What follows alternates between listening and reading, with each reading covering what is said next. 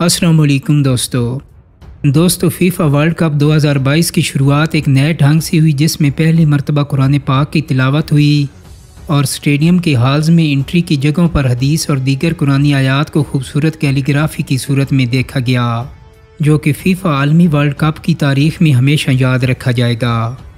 इस मरतबा ओपनिंग तकरीब हॉलीवुड के मशहूर अदाकार मॉर्गन फ्रीमैन ने की और साथ ही एक करम माजूर बच्चे ने, जिसको दुनिया भर में खूब सराहा जा रहा है।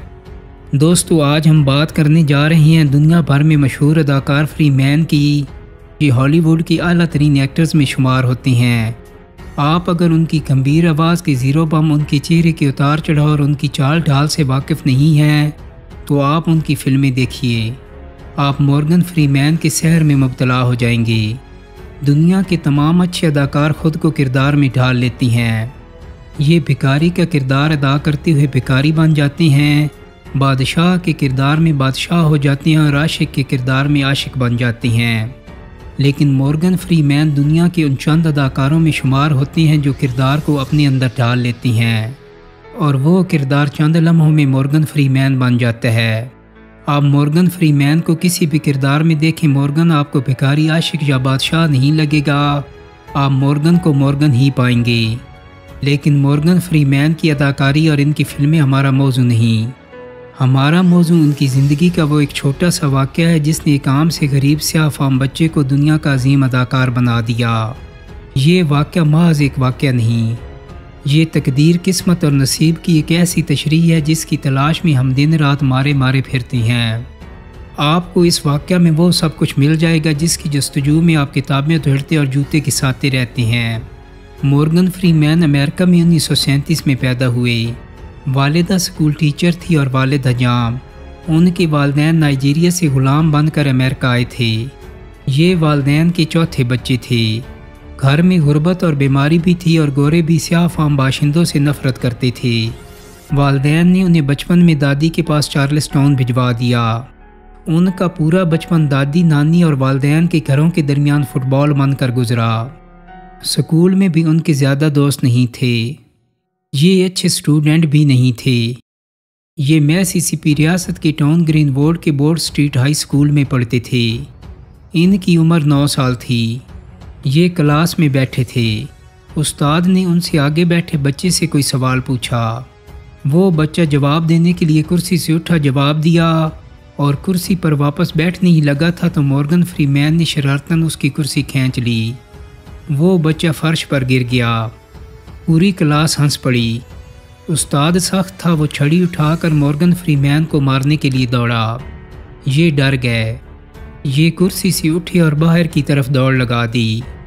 उस्ताद भी पीछे भागा, लेकिन ये क्लास से निकल गए। ये बरामदे में दीवाना वार दौड़ने लगे। ये दौड़ते दौड़ते किसी से टकराए और फर्श पर गिर गए। ये जिस शख्स से टकराए थे उसने इन्हें उठाया, इनके कपड़े झाड़े और इनसे पूछा, बेटा आप इतने घबराए हुए क्यों हैं? मॉर्गन फ्रीमैन ने डरते डरते सारी बात बता दी। उस शख्स ने कहका लगाया, इनकी उंगली पकड़ी और कॉरिडोर में चलना शुरू कर दिया। वो भी उस्ताद था, लेकिन वो उस वक्त किस्मत का देवता साबित हुआ। वो मॉर्गन फ्रीमैन का हाथ पकड़कर उन्हें स्कूल के ऑडिटोरियम में ले आया।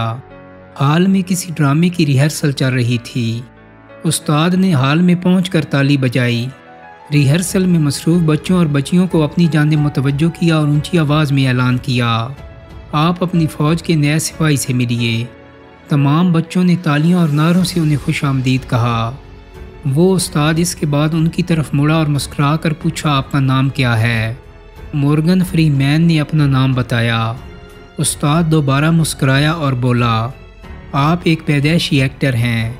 मैं स्कूल में थिएटर का उस्ताद हूँ। हम एक ड्रामे की रिहर्सल कर रहे हैं। आप आज से इस ड्रामे का हिस्सा हैं। मॉर्गन फ्रीमैन ने डरते डरते पूछा, लेकिन क्या मेरे टीचर मुझे इसकी इजाज़त दे देंगे? उस्ताद ने मुस्कुरा कर जवाब दिया, ये मेरा मसला है, मैं तुम्हारे उस्ताद से बात कर लूँगा। मॉर्गन फ्रीमैन ने हाँ में सर हिला दिया। उस्ताद उन्हें लेकर प्रिंसिपल के पास गया। प्रिंसिपल ने उन्हें थिएटर क्लास में शिफ्ट कर दिया और यूँ कुर्सी खींचने की एक गलती, एक हरकत ने स्याह फाम नालायक तालिब इल्म को मॉर्गन फ्रीमैन बना दिया। वो ड्रामे का हिस्सा बने। ड्रामा मुकम्मल हुआ। स्कूल ने देखा। مورگن فری مین کی اداکاری پر تالیاں بجیں اور پھر مورگن فری مین نے پیچھے مڑ کر نہیں دیکھا۔ دوستوں، ہم اب مورگن فری مین کی کہانی کو چند لمحوں کے لیے یہاں روکتے ہیں اور پنجاب کے مشہور کردار راجہ رنجیت سنگھ کا ایک واقعہ لیتے ہیں۔ رنجیت سنگھ گجرانوالہ کا رہنے والا تھا۔ یہ ایک عام سا شخص تھا۔ مغل کمزور ہوئے تو رنجیت سنگھ نے چھوٹی سی فوج بنائی اور مارتا دھاڑتا جولائی 1799 میں لاہور پر قابض ہو گیا۔ اس نے 41ویں جنرل وینچورا کی خدمات حاصل کیں۔ وینچورا نے اس کی سلطنت ملتان سے جلال آباد تک پھیلا دی۔ راجہ رنجیت سنگھ واحد بادشاہ تھا جس نے پٹھانوں کو فتح کیا۔ یہ فتح وینچورا کا کمال تھا۔ وینچورا کے بارے میں مشہور تھا کہ وہ اس وقت تک ناشتہ نہیں کرتا تھا جب تک اس کے سامنے اس کے 10 دشمنوں کو پھانسی نہیں دے دی جاتی تھی۔ آپ نے یقیناً یہ فقرہ سنا ہوگا، سو جا ورنہ گبر آ جائے گا۔ یہ فقرہ وینچورا سے منسوب تھا۔ وینچورا ستمبر 1843 میں پنجاب سے فرانس چلا گیا اور اپریل 1858 میں فرانس ہی میں انتقال کر گیا۔ لیکن آج بھی اٹک کے پل کے پار بے شمار مائیں اپنے بچوں سے کہتی ہیں، سو جا ورنہ وینچورا آ جائے گا۔ وینچورا جب فرانس گیا اور لوگوں نے اس سے سکھ حکومت کے عروج و زوال کی وجہ پوچھی تو وہ ایک لفظ میں جواب دیتا تھا، مقدر۔ لوگ تفصیل پوچھتے تھے تو وہ کہتا تھا، رنجیت سنگھ مقدر کا دھنی تھا۔ وہ جہاں قدم رکھ دیتا تھا وہ جگہ اس کی ہو جاتی تھی۔ وہ مر گیا تو سکھوں کا مقدر بھی فوت ہو گیا۔ دوستو، وینچورا کی آبزرویشن درست تھی۔ راجہ رنجیت سنگھ واقعی خوش نصیب تھا۔ اس کی رنگت سیاہ تھی، چہرے پر چیچک کے داغ تھے۔ وہ ایک آنکھ سے کانا بھی تھا اور دائمی مریض بھی تھا، لیکن اس نے اس کے باوجود دنیا کی واحد سکھ سلطنت کی بنیاد رکھی۔ کیسے؟ اس کا جواب ہے مقدر۔ ایک بار ایک ایرانی کنیز اس کے سامنے ناچ رہی تھی۔ وہ ناچتے ناچتے رنجیت سنگھ کے سامنے پہنچی تو اس کی ہنسی نکل گئی۔ رنجیت سنگھ بھانپ گیا۔ اس نے اسے روک کر پوچھا، تم ہنس کیوں رہی تھی؟ کنیز نے جان کی امان پائی اور ڈرتے ڈرتے جواب دیا، عالیجا، میں نے جب آپ کی طرف دیکھا تو میرے دماغ میں آیا، اللہ تعالیٰ جب حسن بانٹ رہا تھا تو آپ اس وقت کہاں تھے اور میری ہنسی نکل گئی۔ رنجیت سنگھ نے کہہ لگایا اور کہا، تم جس وقت حسن لینے کے لیے خوبصورتی کی قطار میں کھڑی تھی، میں اس وقت مقدر کی کھڑکی کے سامنے تھا۔ تم نے حسن لے لیا، مجھے مقدر مل گیا۔ چنانچہ آج حسن مقدر کے سامنے ناچ رہا ہے۔ ہم اگر ان دونوں کہانیوں کا تجزیہ کریں تو ہمیں یہ جاننے میں دیر نہیں لگے گی کہ مقدر کا دوسرا نام چانس ہے۔ قدرت چانس دنیا کے ہر شخص کو دیتی ہے، اور وہ لوگ جو چانس کا سرا پکڑ لیتے ہیں وہ کامیاب ہو جاتے ہیں، اور جو مقدر کی کھڑکی کے سامنے پہنچ کر ڈبل مائنڈڈ ہو جاتے ہیں وہ باقی زندگی وقت کا ماتم کرتے گزارتے ہیں۔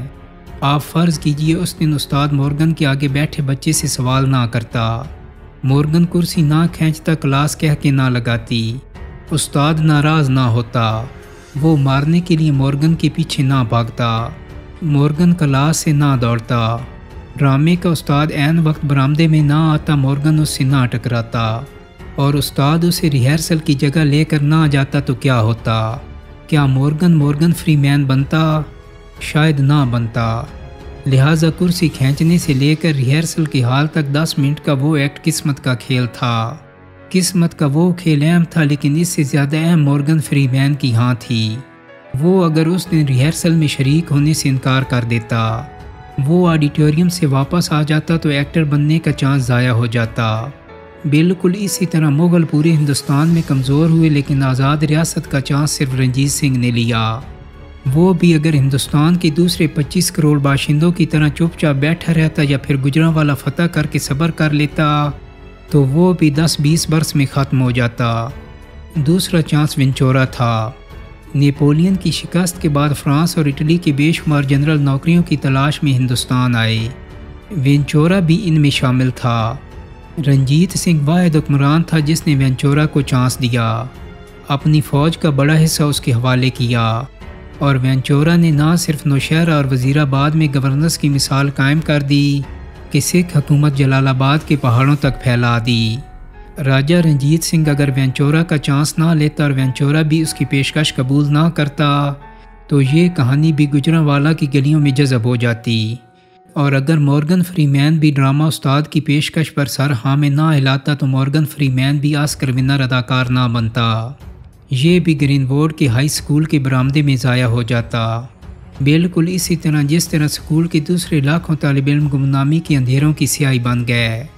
مقدر چانس ہوتا ہے اور قدرت یہ چانس ہمیں روز دیتی ہے، ہمارا کمال بس اتنا ہے کہ ہم اس چانس کو مس نہ ہونے دیں، ہم اسے فوراً گرفت میں لے لیں۔ آپ بھی دائیں بائیں دیکھیں، چانس آپ کے ساتھ بھی کھڑا ہوگا۔ دوستوں، امید کرتا ہوں کہ میری آج کی ویڈیو آپ کو پسند آئی ہوگی۔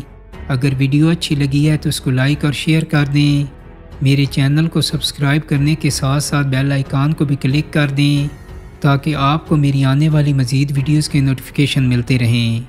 بہت جلد ہی ایک نئی ویڈیو کے ساتھ ملاقات ہوگی۔ اپنا بہت سارا خیال رکھیے گا۔ اللہ حافظ۔